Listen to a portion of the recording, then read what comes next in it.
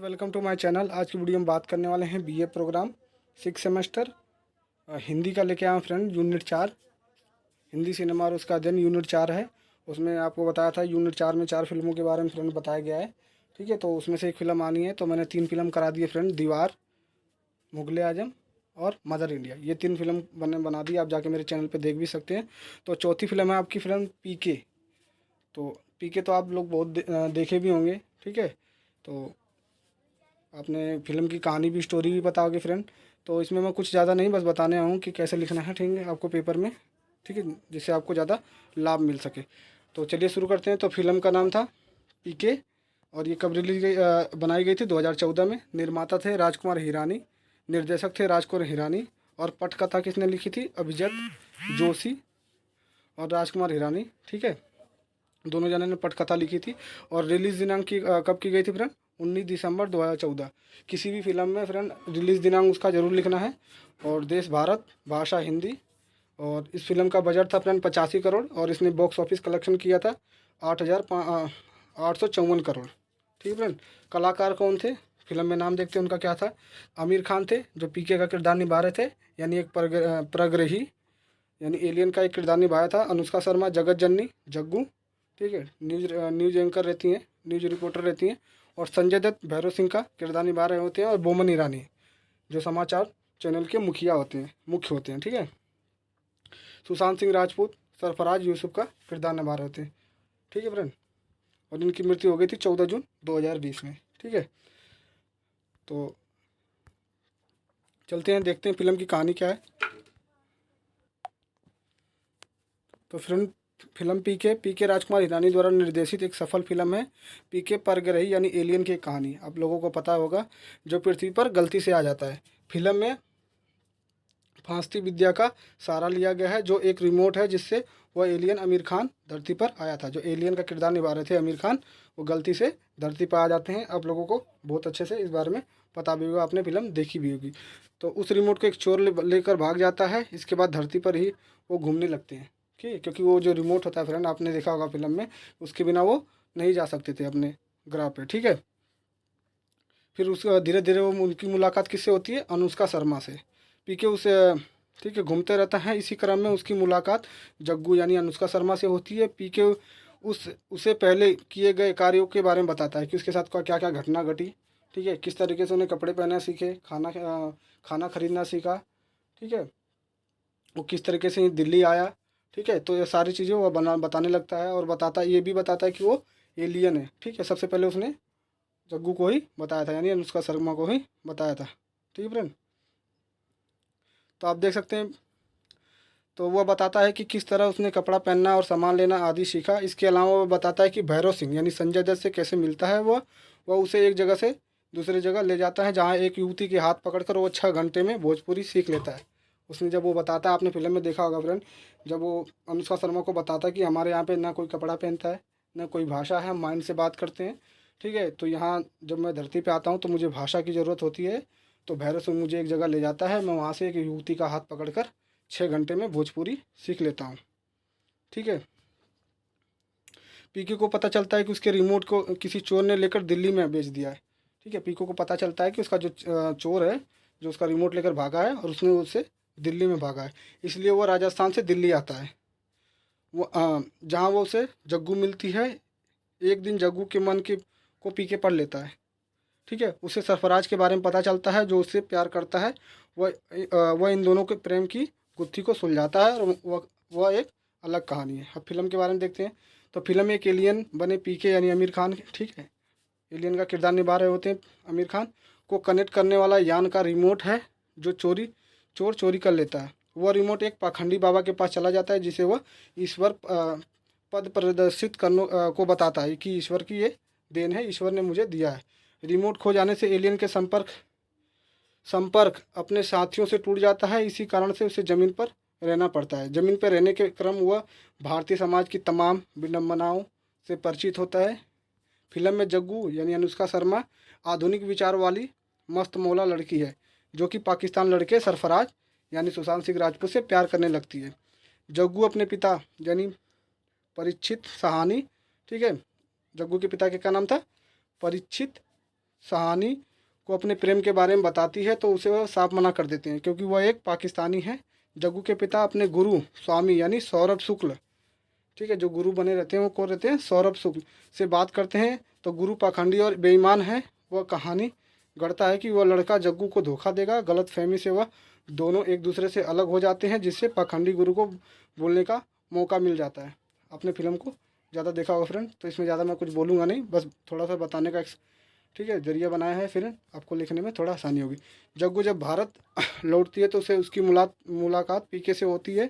पीके उसे अपने अतीत के बारे में बताता है। वह बताता है किस तरह वह कपड़ा पहनना सीखा, सामान लेना सीखा, इस बीच वह भैरव सिंह से कैसे मिला, ठीक है, ये सारी चीज़ें वो बताता है।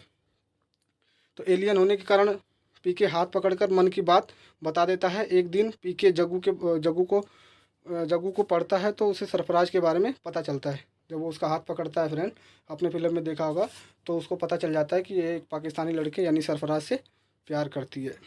उसे पता चलता है कि उसका रिमोट उसके पाखंडी बाबा के पास है, जो दुनिया के सामने सच, ठीक है, दुनिया के सामने झूठ बोलता है कि ये भगवान का डमरू का मन का है। अपने फिल्म में देखा हो। अंत में जग्गू और सरफराज को मिलाकर पीके वापस अपने दुनिया में चला जाता है, ठीक है। दरअसल ये फिल्म ओ माई गॉड जैसी है, जिसे जाति धर्म के आधार पर अलग अलग, ठीक है, बटे लोगों को दिखाया गया है। आपने ओ माई गॉड फिल्म भी देखी होगी, ठीक है। तो इसमें किस तरह से जाति धर्म के लोगों को बांटा गया था, आपने देखा होगा। वह एलियन एक दिन भगवान की मूर्ति बेचने वाले से पूछता है कि क्या मूर्ति ट्रांसमीटर है। उसने देखते हैं हो गया फनी सीन है फ्रेंड पीके में। तो उससे भगवान से पूछता है कि क्या इसमें बैटरी लगी हुई है जो उसकी बात भगवान तक पहुंचाती है। दुकानदार नहीं बोलता है तो पीके कहता है कि जब भगवान तक डायरेक्ट बात पहुंचती है तो फिर मूर्ति की क्या ज़रूरत है। ऐसे ढेरों सारे सवाल पूरी फिल्म में पूछता रहता है और ज्ञानी ध्यान कोई भी उसका जवाब नहीं देता है, ठीक है। जब पाखंडी लोग होते हैं, जब वो पूछता है कि हमें जो हमारी बात होती है ईश्वर तक तो डायरेक्ट पहुंच जाती, तो हमें मूर्ति की क्या आवश्यकता है। तो जो ज्ञानी लोग होते हैं, जो पाखंडी लोग होते हैं, ठीक है, जो पाखंड का ढोंग कर रहे होते हैं, वो डायरेक्ट वो बोलते हैं कि नहीं, हमें मूर्ति की आवश्यकता पड़ती है। तो वह मंदिर जाता है तो वो कहता है कि जूते बाहर उतारो, लेकिन चर्च में वह बूट पहनकर अंदर जाता है। कहीं भगवान को नारियल चढ़ाता है तो कहीं पर वाइन। एक धर्म को कहता है कि सूर्यास्त के पहले भोजन कर लो, तो दूसरा कहता है सूर्यास्त होने के बाद रोज़ा तोड़ो। भगवान से मिलने के लिए वह दान पेटी में फीस भी चढ़ाता है, लेकिन जब वह भगवान नहीं मिलते तो वह दान पेटी से रुपए निकाल लेता है। आपने फिल्म में देखा होगा फ्रेंड, ठीक है। धर्म के नाम पर हो रही कुरीतियों पर उन्होंने कड़ा प्रहार किया। पीके को एक एलियन के रूप में दिखाया, ठीक है, उनका मास्टर स्ट्रोक है, ठीक है, जो पीके को बनाया गया फ्रेंड, ठीक है। ये इस फिल्म से आपने पता कि इतनी सीख मिली थी, ठीक है, कुछ लोगों को सीख भी मिली थी कि किस तरीके से पाखंडी लोग धर्म के नाम पर पैसे ऐंठते हैं लोगों से। एक ऐसे आदमी के नज़रिए से दुनिया को देखना चाहता है जो दूसरे ग्रह से आता है, ठीक है। इस फिल्म में बनाने का मकसद ये था कि दूसरे दुनिया के लोग आके, ठीक है, किस तरह से हमारी जो जो पृथ्वी के लोग हैं उनके बारे में उनका नज़रिया कैसा होता है, ठीक है। भगवान के नाम पर कुछ लोग ठेकेदार बने गए हैं, आपको पता ही है, उन्हें वो बिजनेस बना लिया है। फिल्म में एक सीन है जिसे एक गणित महाविद्यालय के बाहर पीके एक पत्थर को लाल रंग पोत देता है, कुछ पैसे चढ़ा देता है और विज्ञान पढ़ने वाले विद्यार्थी उस पत्थर के आगे पैसे चढ़ाते हैं। इस सीन को दो बातों को प्रमुखता से पेश किया गया है। एक तो यह कि धर्म से कोई बेहतर कोई धंधा नहीं सॉरी फ्रेंड, लोग खुद आते हैं, शीश नमाते हैं और खुशी खुशी पैसा देते हैं, ठीक है। आज के ज़माने में फ्रेंड ऐसा हो गया है, अब तो लोग जागरूक हो गए हैं, ठीक है। जो अभी पुरानी सोच वाले लोग हैं, ठीक है, वो अभी भी मानते हैं, ठीक है। ऐसा नहीं है कि हमें धर्म को नहीं मानना चाहिए फ्रेंड, लेकिन ऐसा है उस पर ज़्यादा महत्व भी नहीं देना चाहिए, ठीक है। इन ठेकेदारों से दूर रहना चाहिए जो धर्म के नाम पे पैसे ऐंठते हैं लोगों से। अगर आपको भगवान को अर्पित करना है तो मन श्रद्धा से होनी चाहिए, ठीक है फ्रेंड। तो इस फिल्म में ये दिखाया गया। फिल्म में उन संतों को भी कटघरे में खड़ा करती है जो चमत्कार दिखाते हैं। हवा से सोना पैदा करने वाले बाबा चंदा क्यों लेते हैं, ये देश की गरीबी क्यों नहीं दूर करते, आपने देखा होगा फिल्म में, ठीक है फ्रेंड। तो ये मैं स्किप कर रहा हूँ, आप पढ़ लेना इसको, ठीक है। अब देखते हैं नई तकनीकी संभावना और चुनौतियाँ, ये मेन टॉपिक था हमारा। तो फिल्म की कहानी के एलियन की है। एलियन का नाम पीके है जो गलती से पृथ्वी पर आ जाता है। फिल्म तकनीक का ज़बरदस्त प्रयोग किया गया है। आपने देखा होगा कि एलियन का जो स्पेसशिप होता है उसमें तकनीक का कितना इस्तेमाल किया गया है, ठीक है। वो जो फ्रेंड रिमोट बताता है पीके अपना, उसमें कितनी तकनीक का इस्तेमाल किया गया है, ठीक है। तो ये सारी चीज़ें दिखाई गई हैं इसमें। एलियन के रूप में दिखाना, उसके यान की संकल्पना तकनीकी आधारित है, ठीक है। ये सब क्या है फ्रेंड, कल्पना है। जो ये दिखाया गया था ये सब काल्पनिक चीज़ें तो हैं फ्रेंड, एलियन का आना, रिमोट और जो उसका यान वगैरह है, ये सब तो काल्पनिक है ना फ्रेंड। लेकिन जो इसमें बस एकदम रियलिस्टिक बना देता है फ्रेंड, जो तकनीकी इस्तेमाल की गई उसी के बारे में यहाँ बात हो रही है। उस यान को बुलाने वाला रिमोट जो डमरू की तरह घूमता है, वो भी नई तकनीक का एक उदाहरण है। फिल्म में आमिर खान के गेट ऑफ और एलियन के हिसाब से तैयार किया गया था। जो उनका गेटअप था फ्रेंड, वो किस तरह से किया गया था, एक एलियन जो परग्रही होते हैं उनके हिसाब से उनका गेटअप बनाया गया था। उसमें भी तकनीकी का इस्तेमाल किया गया था। आपको पता ही होगा एक एलियन को बनाने में, ठीक है, एक नॉर्मल आदमी से फ्रेंड उसमें कितनी तकनीकी लगती हैं, ठीक है, क्या क्या चीज़ें लगती हैं, ये सारी चीज़ें इसमें बताई गई है। फिल्म में आमिर खान को गेटअप को एक एलियन के हिसाब से तैयार किया गया है और लोगों को दिखाया गया है। दृश्य नई तकनीकी का शानदार उदाहरण है, ठीक है। जैसे जैसे हम फिल्मों में बढ़ रहे हैं वैसे वैसे ये, ठीक है, नई तकनीकी भी बढ़ती जा रही है। आमिर खान की उम्र इस समय लगभग 55 वर्ष की है, ठीक है। हमारे जो आमिर खान है आपने देखा भी होगा, उनकी उम्र की भी लगभग 55 के हैं। लेकिन उस समय उस फिल्म में उनको 30 साल का दिखाया गया था। तो ये टेक्नोलॉजी का ही फ्रेंड कमाल है, ठीक है। ठीक है, तो आमिर खान की उम्र इस समय लगभग 55 वर्ष की हो चुकी है, लेकिन उस फिल्म में उन्हें 30 वर्ष के को दिखाते हैं। तो इसमें भी तकनीकी साधनों का भरपूर प्रयोग किया गया है, ठीक है फ्रेंड। ये जो नई तकनीकी संभावना और चुनौतियां हैं, ठीक है, इनमें ये बेसिकली ये चीज़ें बतानी होती है फ्रेंड कि फिल्म में किस किस चीज़ों का प्रयोग किया गया। आपको पता है कि अब जो VFX वगैरह आ गए हैं, ठीक है, तो ये किस तरह से फिल्मों में जान डाल दे रहे हैं, लोगों को रियलिस्टिक दिखा रहे हैं। हालांकि ये काल्पनिक चीज़ें होती हैं, ठीक है फ्रेंड। तो ये सब इस बताया गया है फिल्म में।